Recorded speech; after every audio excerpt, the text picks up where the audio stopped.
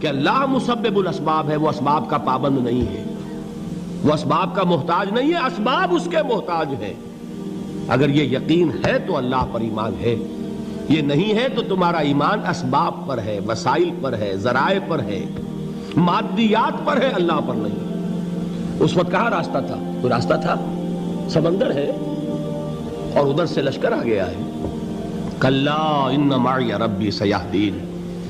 اب دیکھیے ایمان کہہ دینا آسان ہے، ہوا معکم اینما کنتم، جہاں کہیں بھی تم ہوتے ہو اللہ تمہارے ساتھ ہوتا ہے، لیکن اس کا یقین قائم ہو جائے تو زمین و آسمان کا فرق واقع ہو جائے۔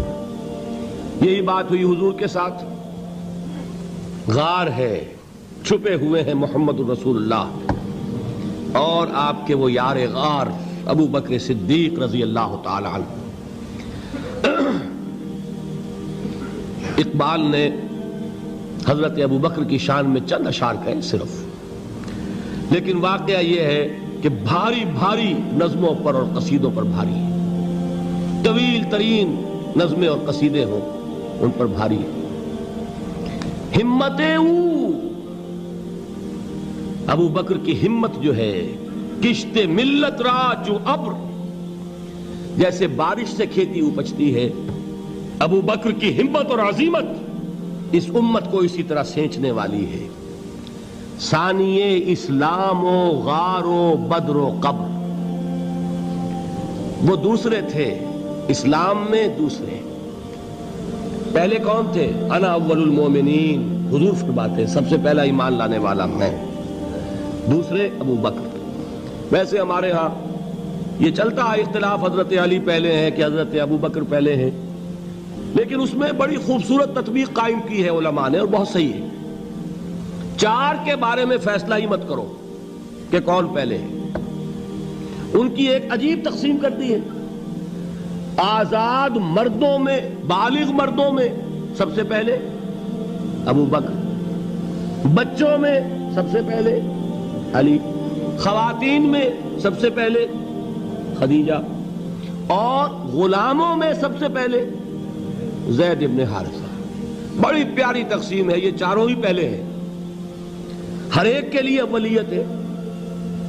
اور واقعہ یہ ہے کہ اگر زمانی اعتبار سے تعین ہوگا تو پہلے خدیجۃ الکبریٰ آئیں گی رضی اللہ تعالی عنہ، کسی اور سے بات کرنے کی نوبت بعد میں آ سکتی ہے، پہلے تو اہلیہ محترمہ سے بات ہوئی، آتے ہی پہلی وحی ہوئی ہے، ابھی تبلیغ کا حکم نہیں تھا۔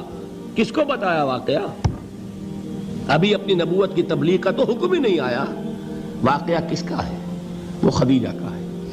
جب کہا ہے کہ خشیت علی نفسی، مجھے اپنی جان کا اندیشہ ہے، تو کیا جواب دیا خدیجہ نے رضی اللہ تعالی عنہا؟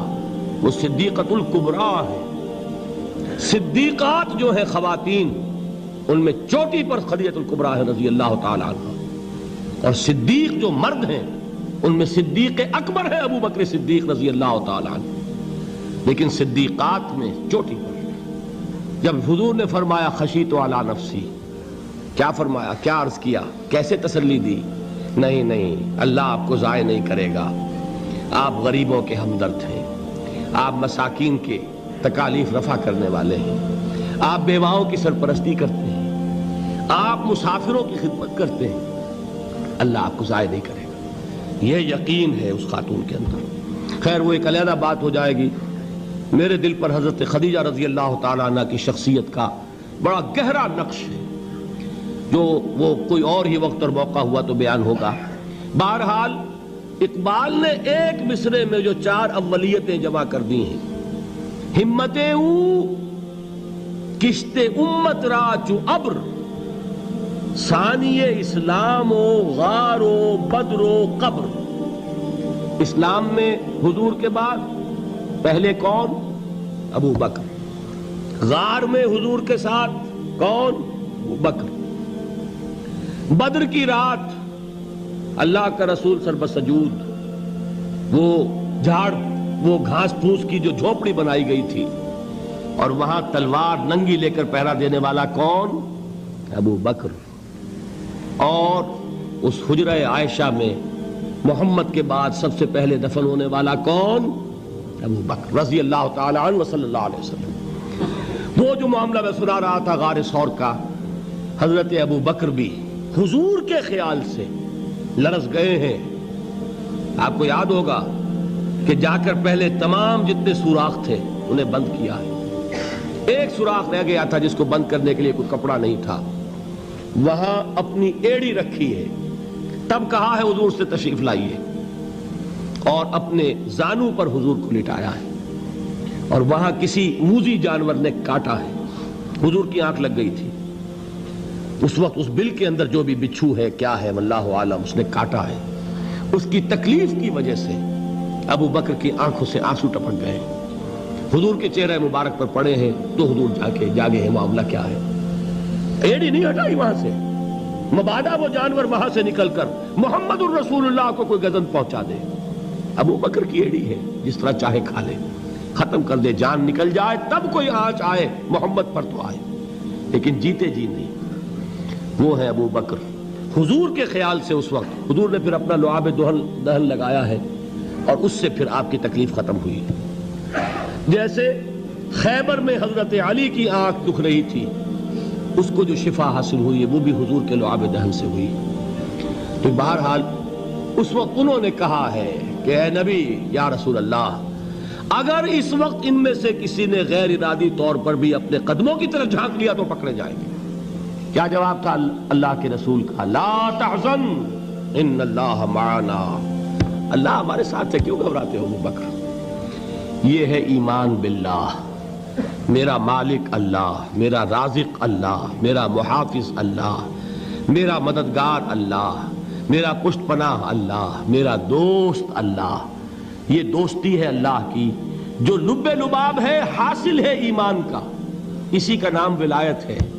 اولیاء اللہ کے سروں پر سینگ نہیں ہوتے. جس کے دل میں ایمان راسخ ہو چکا ہو وہی اللہ کا ولی ہے. جسے اللہ پر یقین ہو چکا ہے وہی اللہ کا ولی ہے. جسے یقین ہے اللہ میرے ساتھ ہے, میرا مددگار, میرا پشت پناہ, میرا ساتھی, میرا دوست, میرا محبوب, میرا محب. اللہ اہل ایمان سے محبت کرتا ہے. واللہ یحب الصادقین. ان اللہ یحب الذین یقاتلون فی سبیلہ صفا کانہم بنیان مرصوص. اللہ محبت کرنے والا, اہل ایمان محبوب, اور اہل ایمان محبت کرنے والے اللہ محبوب. والذین آمنوا اشد حبا للہ. آپ تصور کیجئے جسے یہ رشتہ ایمان یا رشتہ ولایت حاصل ہو جائے, الا ان اولیاء اللہ لا خوف علیہم ولا هم یحزنون. آگاہ ہو جاؤ, اللہ کے دوستوں کے لیے نہ کوئی خوف ہے نہ کوئی حزن ہے. اور میں بیان کر چکا تھا, خوف اور حزن کے خاتمے ہی کا نام امن ہے. زوال خوف, زوال حزن. یہ خوف اور حزن کیوں آتے ہیں بار بار؟ اللہ تخافوا ولا تحزنوا, دونوں آ گئے. الا ان اولیاء اللہ لا خوف علیہم ولا هم یحزنون, پھر وہی دو. وہ کیوں ہے؟ خوف ہوتا ہے کسی مستقبل کی بات کا, یہ نہ ہو جائے, وہ نہ ہو جائے, یہ نقصان نہ پہنچ جائے, یہ تکلیف نہ ہو, یہ غضب نہ آ جائے. خوف ہے مستقبل سے. حزن ہے یہ کیوں ہوا, یہ نہیں ہونا چاہیے تھا, یہ میرا فلاں چیز میرے ہاتھ سے جاتی رہی ہے, فلاں موقع نکل گیا, اب بیٹھے ہوئے ہیں اندر ہی اندر کڑ رہے ہیں, صدمہ ہے اور رنج ہے. اور جو اللہ پر ایمان رکھتا ہے وہ جانتا ہے ما اصاب من مصیبت فی الارض ولا فی انفسکم الا فی کتاب من قبل ان نبرأها ان ذلک علی اللہ یسیر لکی لا تعصوا علی ما فاتکم ولا تفرحوا بما آتاکم واللہ لا يحب كل مختال فخور. اس زمین میں یا تمہاری جانوں میں کوئی تکلیف, کوئی مصیبت نہیں آ سکتی سوائے اس کے کہ جو اللہ نے لکھ دی ہو, اس سے پہلے کہ وہ ظاہر ہو. جس کو یہ حقیقت معلوم ہو گئی اس کو یہ طرز عمل اختیار کرنا چاہیے. جو چیز چھن جائے, جاتی رہے, چھوٹ جائے, اس پر افسوس نہ کرو. کس نے چھینی؟ دوست نے. دوست کے فیصلے پر شکایت. دوستی کو بٹا لگا رہے ہو, سرے تسلیم خم ہے جو مزاج یار میں آئے. اگر دوستی ہے تو پھر تو تمہیں گردن جھکانی چاہیے کہ ہر چہ ساقی ماریخت عین الطافست, جو بھی میرا ساقی میرے پیالے میں ڈال دے اس کا کرم ہے. جو اس کی طرف سے آئے اس پر کوئی رنج نہیں, کوئی صدمہ نہیں, کوئی غم نہیں, کوئی شکایت نہیں, کوئی شکوہ نہیں. اور جو ہوگا وہ اس کے اذن کے بغیر نہیں ہوگا, اور اس کا اذن ہوگا تو یقیناً میرے لیے خیر ہی خیر ہے, چاہے وہ ناگوار شے ہو, بظاہر مجھے اچھی نہ لگ رہی ہو، میری شارٹ سائٹڈنس میں مجھے وہ نظر آ رہی ہے کہ میرے لیے بری ہے، لیکن قرآن نے کہا ہے عَسَىٰ أَن تَكْرَهُوا شَيْئًا وَهُوَ خَيْرٌ لَكُمْ وَعَسَىٰ أَن تُحِبُّوا شَيْئًا وَهُوَ شَرٌّ لَكُمْ وَاللَّهُ يَعْلَمُ وَأَنتُمْ لَا تَعْلَمُونَ۔ ہو سکتا ہے تم کسی چیز کو ناپسند کرو درحال ہے کہ اسی میں تمہارا خیر ہو، اور ہو سکتا ہے تم کسی چیز کو پسند کرو درحال ہے کہ اس میں تمہارا شر ہو۔ اللہ جانتا ہے، تم نہیں جانتے۔ جب مجھے یہ بات معلوم ہو گئی، میں نے اپنا معاملہ اللہ کے حوالے کیا۔ سپردم بے تو مایا خیش را، تو دانی حساب کم و بیش را۔ اے رب، جو تو چاہتا ہے وہ ہو، تیرے علم میں جو شے میرے لیے خیر ہے وہ ہو جائے، میری کوئی پسند نہیں، میری کوئی چاہت نہیں۔ یہ ہے راضی برضائے رب۔ اکبر الہٰبادی نے اسے کہا ہے رضائے حق پہ راضی رہ، یہ حرف آرزو کیسا، خدا خالق، خدا مالک، خدا کا حکم تو کیسا۔